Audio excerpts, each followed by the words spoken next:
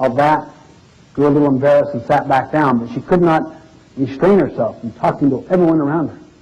She just filled with some kind of explosive learning or excitement. And she had positive energy. You could see it in her eyes and her gestures, her body language. I could hardly wait for the break to get up to her. What happened to you? Oh, you have no idea what that principle, that habit of being proactive means to me.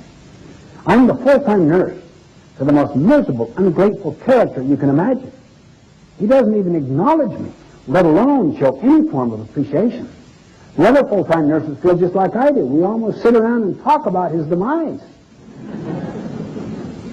Hope for it, wish for it. While we're taking care of him.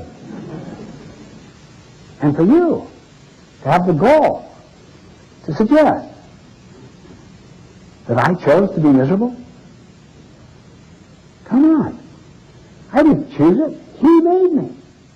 But then I realized how dependent I am, how I've given my power to his miserable behavior.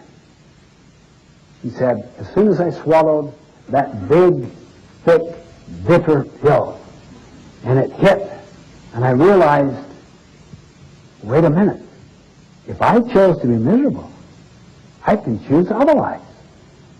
He said, I was let out of prison. I was liberated. That's when I stood up. I wanted to talk to everyone. I wanted to proclaim my freedom. I could not contain myself. I just can't tell you what that means. Between what happens to us, the stimulus, and our response to the stimulus lies our freedom.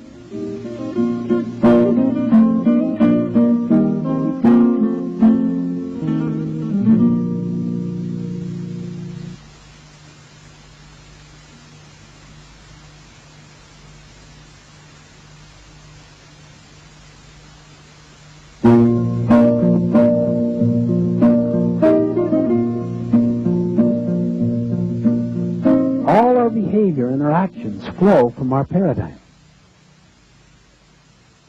Deterministic psychology tends to break out into three areas, three fields. Genetic determinism, psychic determinism, environmental determinism. Genetic determinism basically means your grandparents did it to you. Well, I have a short fuse. It just seems to go through generations. My father has one, and his father. Yeah, I'm a night person. Yeah, the whole family is. Don't talk to me in the morning. I'm not pleasant. This has come to the generations.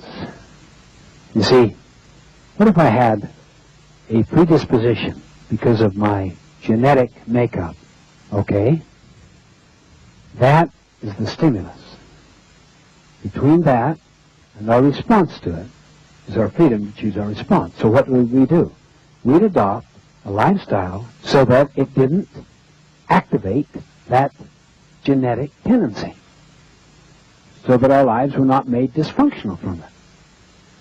Now, this isn't to say that we are not genetically powerfully influenced. It is to say that we are not genetically determined. And the difference between being influenced by and determined by is 180 degrees. Psychic determinism means your parents did it to you, not your grandparents. It didn't come through the DNA necessarily, the chromosomal structure of the DNA. Your parents did it to you, the way they raised you. Very Freudian. Child is father to the man. That means the first few years of childhood, how you were treated and raised, how you were rejected, how you developed deep psychic wounds from those abuses of one kind or another, so conditioned your emotional makeup, your personality, as to last a lifetime. The child is father to the man. And many have heard, once you're 6, 7, 8, that's it. Pretty much in concrete. There's not much you can do. Psychic determinism. No question those forces powerfully influence us. In fact, for the first several years of life, until the time of self-awareness around 7, 8, 9 years old, there is no separation between stimulus and response. So that whatever stimulus went in here went right into the response. And the psychic scarring is there. The genetic tendencies are there. As soon as self-awareness begins to take place, there's a separation. This space, this freedom and power to choose. Then those tendencies are still there. So we're powerfully influenced by genetic and psychic forces. They're there. But we still have this space. We could behave in ways that might even possibly erase these. Or if not erase them, subordinate them. Eclipse them. Render them non-functional.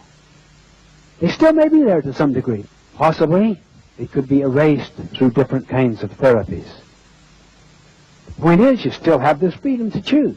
Even if it's that much, work on it. This whole idea of I am a product of something instead of I am the programmer that chooses my response to that product. Environmental determinism basically means that your spouse is doing it to you. Your boss is doing it to you. Your culture is doing it to you. Environmental determinism embraces the whole concept of external cultural influences. Again, without any question, we're influenced by those factors. Need to be factored in, but not determined.